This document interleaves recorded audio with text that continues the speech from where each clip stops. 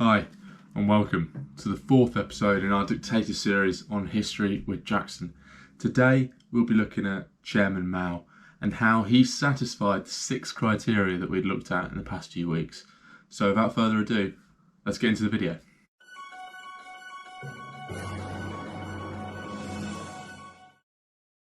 Number 1 was an official state ideology. Initially, the official state ideology of China was Marxist-Leninism. However, this eventually shifted to Maoism. This shift occurred as there was a differing interpretation on how to implement communism. Maoism looked to the peasantry, while Marxist-Leninism looked to the working class. The body of doctrine that supported this ideology was quotations from Mao Tse-tung, or as we know in the West, the Little Red Book. This contained many quotations from Mao on how to live your life and how a government should treat its people. Number 2 was a single mass party with a feverishly devoted membership that made up just about or less than 10% of the nation's population. In 1949, at the beginning of Mao's communist China, the Communist Party had around 4.5 million members out of a national population of over 500 million. In 1965, this membership number would rise to 18 million, but this would be out of a population of over 700 million people. This feverishly devoted population, this feverishly devoted membership, can be demonstrated by the number of Little Red Books that were distributed and owned by people in China. Literally billions of copies in the 60s were around China, with many families having multiple copies. However, this was kind of seen as an unofficial policy that most people in China, or everyone in China, had to have a copy of the book.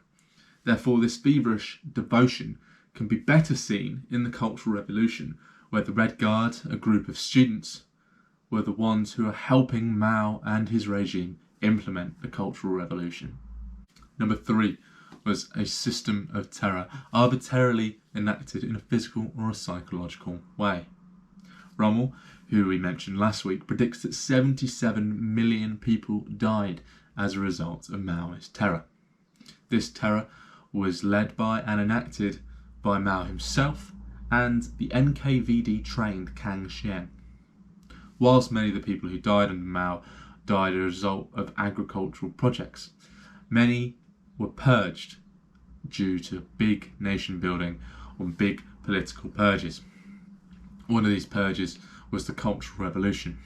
During the Cultural Revolution, major political figures such as Lin Biao were purged, along with many teachers who were deemed not culturally acceptable. Number 4 was a monopoly of communications and information. There were many central committee groups that were dedicated to maintaining the monopoly on communications and information. One such group was the Cultural Revolution Group, who worked alongside the Red Guard to burn books and purge culturally unacceptable academics and teachers and political figures. Also, strict censorship laws were in place under Mao, where only a small amount of books published by central publishing houses were allowed to be circulated. These works included works by Mao, Stalin and Karl Marx. Number 5 was a monopoly on arms. Mao believed that the party should command the gun and that the gun should not be allowed to command the party, and thus in 1966 strict gun laws were put into place in China. These gun laws strictly monopolised the arms into the hands of the military and security forces.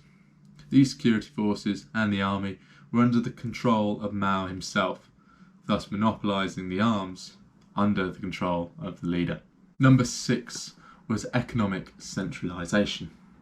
Now, under Mao, there was a massive drive to modernise and further industrialise China. These came under 5-year plans, where, like in many other communist nations, the economy was directed by the state with goals and priorities laid out for it to meet. Another one of these economic planning missions was collectivisation under the title of the Great Leap Forward.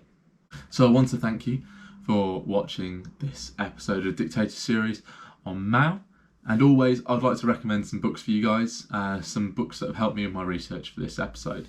So firstly, I'd like to recommend The Politics of China, 2nd edition, that's the one I've been using, The Eras of Mao and Deng, edited by Roderick McFarquhar. This is a great book. It covers whole period of politics within communist China. It was really informative. It looks at some of the key events, and I found it really helpful.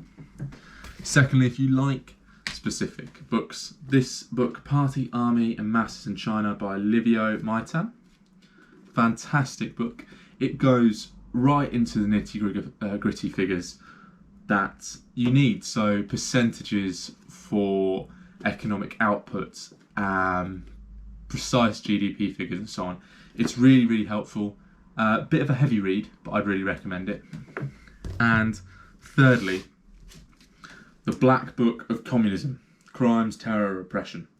This was edited by Mark Kramer, and it features pieces by a variety of different academics. It goes into the communist crimes, terrorism, repression, obviously, into several different communist regimes. So I'd really recommend that if you want to look at terror across different regimes, and specifically the chapter on China is absolutely fantastic.